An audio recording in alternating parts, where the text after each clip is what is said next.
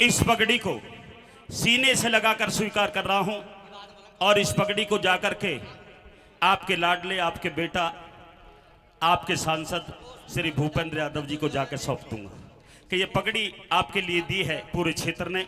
आपका बहुत बहुत धन्यवाद। कमेटी का दिल से धन्यवाद। भाई संतोषपुरी जी, जब भी आप याद करेंगे हमेशा ब्रह्मपाल नागर हाजिर रहेगा। आप कभी भी चिंता मत करना, क्योंकि आपका भाई हूं। और आज प्रधानमंत्री से लेकर के गृह मंत्री से लेकर के रक्षा मंत्री तक के प्रोग्राम आपका ये बेटा ब्रह्मपाल नागर कर रहा है। साथियों, मुझे मजा आ रहा है पूरा। मेरे बच्चे आपकी सेवा कर रहे हैं। आपकी पार्टी को जिता करके आया हूं पूरे भारत में, और अलवर में जो मैंने सेवा की है और जो मेरा निवेदन अलवर ने स्वीकार किया है, मैं दिल से ऋणी रहूंगा हमेशा। और छिल्लर साहब, आपका भी ऋणी रहूंगा, क्योंकि आपने इतनी मेहनत करके भूपेंद्र यादव जी को जीत हासिल करवाई है। मैं दिल से आपको बधाई देता हूं। और दोनों हाथ उठा करके एक बार मेरे लाडले, मेरे बड़े भाई छिल्लर साहब का स्वागत करेंगे। दोनों हाथ उठा करके स्वागत करेंगे। नागर साहब, आप तो चुनाव में गांव में घूम घूम करके, पूरे अलवर में घूम घूम करके आप जिस नेता के लिए वोट मांग रहे थे, हम उनको इनवाइट करने के लिए गए, परंतु मैं कहता हूं कि उन तक आप दिल्ली शायद नहीं पहुंचे थे।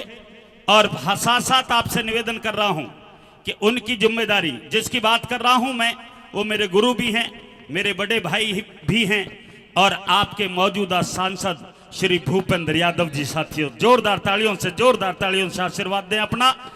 मेरे बड़े भाई हैं। मैं गांव गांव अलवर में उनके लिए घूमा हूं।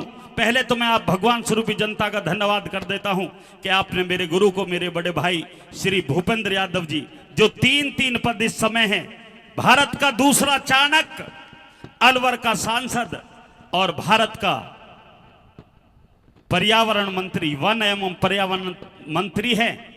3-4 काम आपने मुझे बताए थे कि वो करवाने थे। मैं दावे के साथ मंच से कह के जाता हूं कि आप मुझे पर्ची दे देना, आप जो भी काम सौंपोगे भूपेंद्र यादव जी की तरफ से ब्रह्मपाल नागर दिल्ली से करवा करके आपके बीच में लाएगा।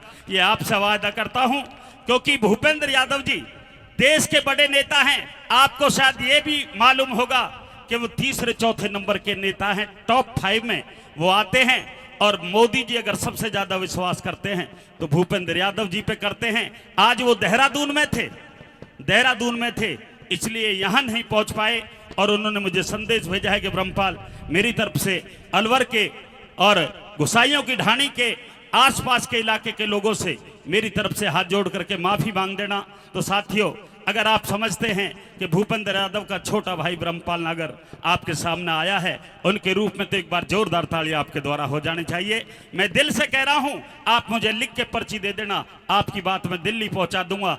अगर 50 साल में इतना काम हुआ हो जितना कि 5 साल के बीच में भूपेंद्र यादव जी यहां पर काम कर देंगे, मैं दावे के साथ इस बात को कह रहा हूं। संतोषपुरी जी, आप चिंता ना करें, और भूपेंद्र यादव जी निश्चित तौर से मैं एक दिन इस गांव में लेकर के जरूर आऊंगा। वो देश के बड़े नेता हैं। मोदी जी ने उनकी जिम्मेदारी देहरादून लगाई हुई है। क्षमा चाहता हूं, इसलिए आपके सामने मैंने ये बात रखी। और अब मैं आता हूं